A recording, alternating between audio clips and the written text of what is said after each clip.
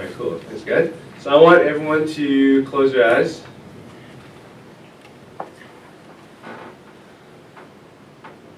And I want you to take 5 seconds and think about something that you hate. And I don't want to hear any of this, I hate hatred.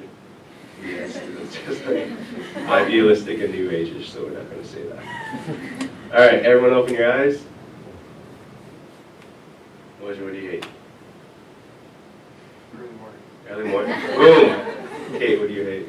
Liver. I'm supposed to be eating lots of iron. Oh. There's a raging fight in our house.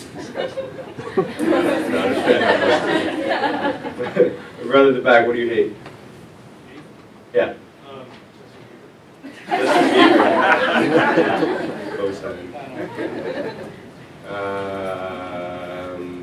Yellow toque, what do you hate?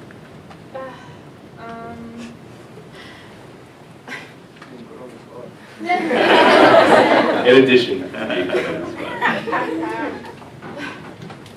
can't really think of anything right now. She's not a hater. That's good, that's good. Let's go one more. Sir with the red jacket and the sideburns. Yeah. I'm not saying anything. Not saying anything. That's what I hate. I'm Okay. not saying anything. Oh, okay. Perfect. That's a good one. I hate how these immigrants come to our country and take our jobs. He was saying to his friend.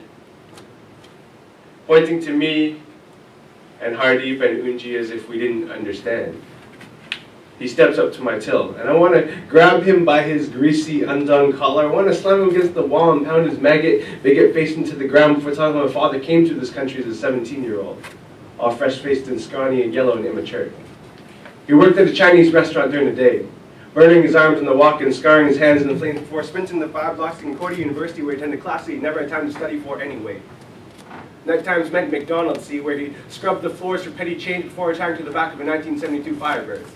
All Pontiac power and American muscle and shiny motivation in order for him to make it in this new nation. My dad would need to one day live in more than just a car with no windows. 4 years and so much pain later, my father graduated from university with his degree. Instantly packing his bags and leaving the east for the greener grasses of BC. I love the oceans here, my father once told me. Because I feel like if I get on a boat and float, one day I'll float back to the place where I first became. To the place where my race survives and thrives, the place where I forced this memory to erase to make a new life for myself here in Canada. And I love the mountains here, my father once told me. Because they remind me to always keep climbing. So my father's face is lined with pain. His wrinkled arms, bare burns, and scars that scream pain but spell out desire. His tired eyes belie a fire that still burns within, yearning to escape and meet revenge on the white boys in college who told him his drink would never make it. His hair is gray beyond his ears, a result of fears that held him jailed and tears when classes failed. Yes, this image of a man who embodies the working immigrant, who came here nothing to make himself something, all the while giving everything he has to a country that's barely given anything back. And this is the image of a man who eked out a living while living in an old sports car, working hard at the jobs that offer little more than minimum wage and labor scars. Taking the slow rumble as the passing train as motivation, reminding him that those who built this nation were Chinese just like him, the original victims of exploitation, and still today the exploitations, regulating, berating, and hating Asians. So when the train finally slowed down and pulled into that station, my father found peace remembering those who came before him, see. My dad's one of those old school sort of immigrants. Sort of immigrant who never schooled, the sort of immigrant who still believes success is found in your knees, scrubbing floors and clipping weeds. Sort of immigrant who never scolded me for tagging school buses, but would beat the shit out of me for skipping 3rd period chemistry, honestly, now see. Then now I realize my father never came to my basketball games, or my lacrosse games, or my races, or my shows, no. Instead, he just chose to sit at home reading the paper. When I walked through the door, he just said, hey, how'd it go? When I brought home my trophies and my medals, all he ever said was, well done, son. For me, that's the memory of a man who came from nothing into something. Because of the one day that I brought him a $50 bonus from McDonald's for being employee of the month, my dad ripped that check out of my hand fast I could blink and said, we're going to frame this one.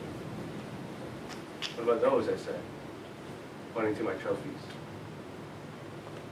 Those make you an athlete, he said. This makes you my son. This poem is for the Filipino housekeeper.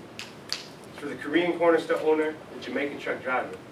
For the Tamil security guard and the Indian construction worker, this poem is for that rundown immigrant who works a shit job for shit pay to make sure his kid's life is more than just shit. So, this poem is for my father. And this poem is for his scars. This poem for that man at McDonald's. I'm sorry I took your job.